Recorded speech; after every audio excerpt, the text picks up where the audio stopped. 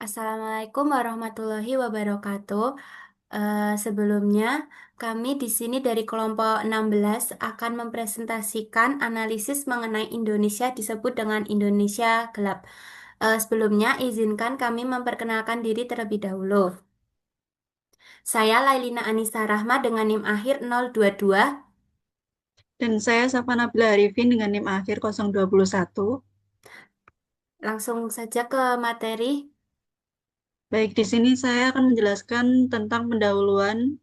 Indonesia pernah mengalami masa sulit yang dikenal dengan sebagai Indonesia gelap yang ditandai oleh krisis moneter pada tahun 1997 hingga 1998. Hal ini menyebabkan anjloknya nilai rupiah, lonjakan harga, dan meningkatnya pengangguran. Ketimpangan sosial memburuk, urbanisasi tak terkendali, menimbulkan kawasan kumuh dan kriminalitas, serta ketergantungan ekonomi pada asing semakin terlihat. Di sisi lain, kondisi politik juga tidak stabil dengan konflik SARA, pemerintah otoriter, dan korupsi yang merajalela. Meski reformasi membawa demokrasi, tantangan baru seperti politik uang dan ancaman global seperti terorisme, serta serangan siber menuntut pembenahan menyeluruh untuk menciptakan masa depan Indonesia yang lebih adil dan tangguh. Lanjut ke slide selanjutnya. Untuk rumusan masalah yang kita kita masukkan yaitu yang pertama, apa yang menjadi penyebab munculnya istilah Indonesia gelap pada masalah di bidang ekonomi, sosial, dan politik di Indonesia. Yang kedua yaitu bagaimana cara mengatasi masalah Indonesia gelap di era saat ini.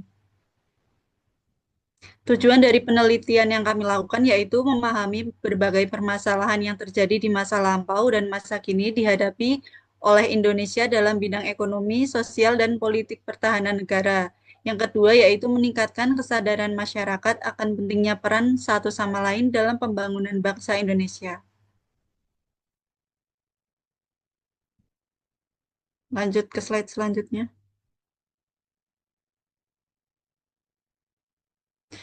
Manfaat yang diperoleh dari penelitian ini yaitu yang pertama memungkinkan untuk belajar dari pengalaman yang telah terjadi dan meminimalisir kesalahan di masa lampau serta mencari alternatif solusi yang lebih efektif.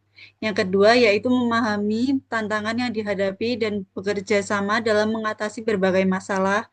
Diharapkan Indonesia dapat terus bergerak maju menuju masa depan yang lebih baik. Dan yang terakhir, dengan komitmen bersama, Indonesia memiliki peluang besar untuk berkembang menjadi negara yang lebih maju, sejahtera, dan stabil di berbagai aspek kehidupan. Lanjut ke pembahasan. Nah, Indonesia gelap digunakan untuk menggambarkan berbagai permasalahan yang terjadi di Indonesia. Indonesia gelap merujuk pada kondisi yang menghambat kemajuan bangsa. Kondisi ini menghambat kemajuan baik dalam aspek kesejahteraan masyarakat, akses terhadap informasi, dan penegakan hukum. Nah, kita akan membahas faktor yang pertama yaitu ketimpangan sosial dan ekonomi. Dengan populasi lebih dari 270 juta jiwa, Indonesia masih menghadapi tantangan kemiskinan dan ketimpangan pendapatan meski ekonominya tumbuh pesat. Menurut Badan Pusat Statistik atau BPS mencatat tingkat kemiskinan pada tahun 2024 sebesar 0,379 dan tahun 2023 sebesar 0,388. Penurunan ini menunjukkan perbaikan kecil dalam distribusi pengeluaran, namun ketimpangan masih tetap ada. Selanjutnya, penurunan kelas menengah menyusut sekitar 20% dalam 6 tahun terakhir. Nah, penyebab dari ketimpangan sosial dan ekonomi ini salah satu ada tiga. Yang pertama, minimnya pekerjaan normal, investasi rendah di industri berpenghasilan tinggi, ketergantungan pada sektor komoditas. Nah, dampak dari ketimpangan sosial ini yang pertama, melemahnya konsumsi rumah tangga lebih lebih dari 50% PDB dan melemahnya prospek ekonomi sosial. Ketimpangan sosial ekonomi dapat dipicu juga dari berbagai faktor. Ada 4 faktor. Yang pertama, perbedaan dalam kekayaan, status sosial, kebijakan pemerintah tidak merata, dan diskriminasi ras, budaya, agama, dan sebagainya. Untuk kasus yang terjadi pada ketimpangan sosial dan ekonomi yang belum lama ini terjadi, krisis minyak goreng yang terjadi pada awal tahun 2023 menunjukkan bagaimana perusahaan-perusahaan sawit lebih memilih mengekspor produknya demi keuntungan sehingga menyebabkan kelangkaan di dalam negeri. Kasus ini mengungkap adanya praktik korupsi dan kolusi yang melibatkan pejabat tinggi negara, memperlihatkan bagaimana kepentingan elit dapat merugikan masyarakat luas, termasuk masyarakat kecil. Nah, selanjutnya saya akan membahas korupsi dan ketidakstabilan politik. Dampak dari korupsi sendiri dapat menghambat pelaksanaan kebijakan yang dapat mengurangi ketimpangan sumber daya tidak didistribusikan dengan adil dan menguntungkan segelintir elit. Kurangnya akses terhadap informasi dan pendidikan. Dana pembangunan disalahgunakan dan rakyat kecil yang akan menerima dampaknya. Ketidakstabilan politik dapat menghambat pembangunan berkelanjutan. Dampak ketidakstabilan politik ini antara lain konflik kepentingan antara partai politik dibandingkan dengan kepentingan masyarakat, kebijakan tertunda karena rivalitas politik, dan ketidakseimbangan kekuatan dalam pemerintah. Nah, untuk dampak ketidakstabilan politik, maaf, untuk dampak korupsi yang lainnya, yang pertama korupsi memperburuk kondisi ekonomi dengan menghambat investasi, meningkatkan biaya pembangunan infrastruktur, menurunkan efisiensi dalam pengelolaan anggaran dana, lemahnya sistem check dan balance, persaingan antar partai yang cenderung pragmatis. Nah, untuk kasus yang terjadi belum lama ini, kasus terbesar di Indonesia pada tahun 25 melibatkan PT Pertamina dan anak perusahaannya. 7 orang termasuk CEO Pertamina Patraniaga dan Pertamina International Shipping diduga melakukan manipulasi impor minyak mentah dan penggelembungan biaya transportasi yang menyebabkan kerugian negara sekitar 193,7 triliun. Yang kedua, proyek pembangunan Ibu Kota Nusantara atau IKN yang mengalami berbagai hambatan akibat tarik-menarik kepentingan politik serta ketidakpastian dalam skema pendanaannya. Nah, untuk kasus ketiga, yaitu Presiden Prabowo Subianto menerapkan pemotongan anggaran biaya besar-besaran untuk mendanai program ambisius seperti makan siang gratis senilai 32 miliar dolar dan target pertumbuhan ekonomi sekitar 8%. Pemotongan ini mencakup 24% di pendidikan dasar, 39% di pendidikan tinggi, dan 18,5% di kesehatan, serta 73% di pekerjaan umum yang menyebabkan pemutus hubungan kerja atau PHK, dan gangguan layanan publik. Selanjutnya, politik uang atau oligarki semakin memperburuk ketidakstabilan politik di Indonesia.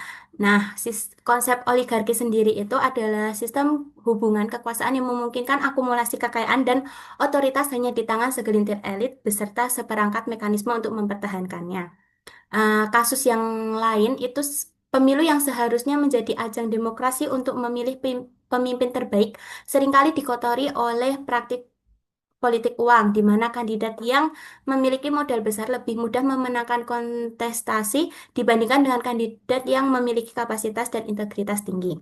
Tanpa adanya perbaikan dalam sistem politik yang lebih transparan, akuntabel, dan berorientasi pada kepentingan rakyat, maka istilah Indonesia gelap ini akan terus relevan dalam menggambarkan situasi yang penuh dengan ketidakpastian dan ketidakadilan. Selanjutnya, saya akan membahas ketahanan dan keamanan negara. Nah, ketahanan dan keamanan negara ini merupakan aspek krusial dalam menjaga stabilitas nasional. Namun, dalam beberapa tahun terakhir, Indonesia menghadapi berbagai tantangan yang semakin memperumit situasi. Nah, di sini ada 3 ancaman. Yang pertama, ancaman kedaulatan wilayah. Ancaman kedaulatan wilayah ini seperti pelanggaran wilayah oleh kapal asing di perairan Natuna, lemahnya pengawasan perbatasan, dan keterbatasan SDM dan teknologi pertahanan. Yang kedua, ancaman terorisme dan separatisme.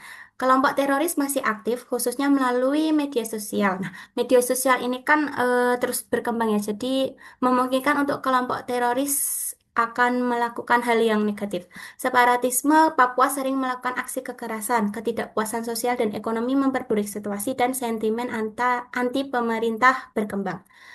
Dari sisi pertahanan militer, Indonesia masih menghadapi berbagai keterbatasan dalam alutsista dan teknologi pertahanan. Seperti banyak peralatan militer sudah usang, ketergantungan pada impor senjata, perlu sistem pertahanan kuat untuk negara kepulauan. Nah, ancaman dari dalamnya itu maraknya kasus korupsi di lingkungan aparat negara, aparat keamanan, penyalahgunaan kekuasaan oleh oknum aparat, konflik horizontal, dan tindakan main hakim sendiri.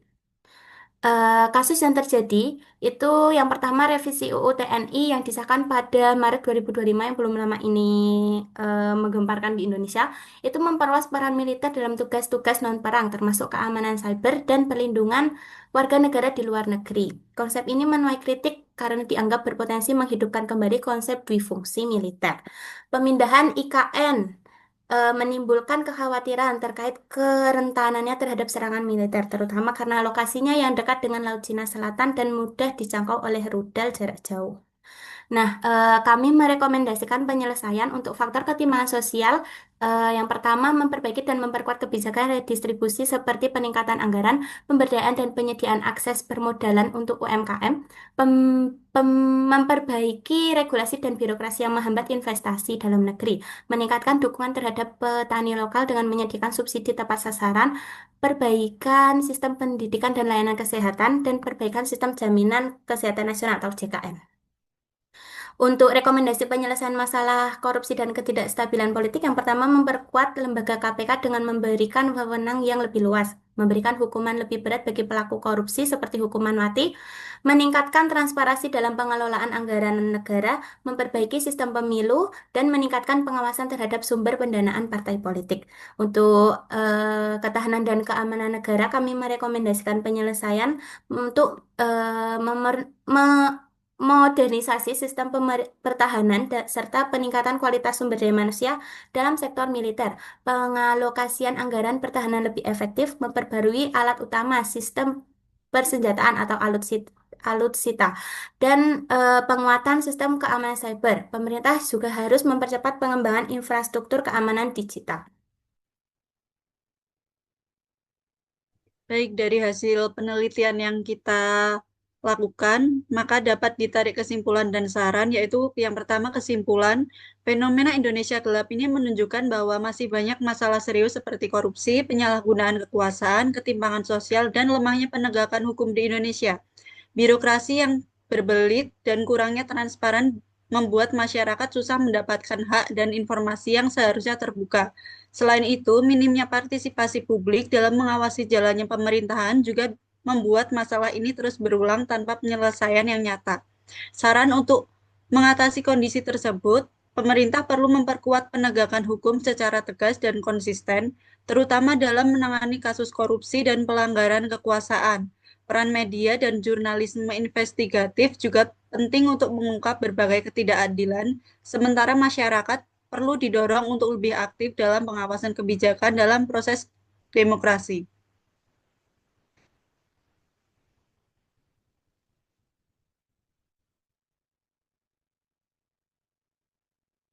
Mungkin hanya itu yang dapat kami sampaikan.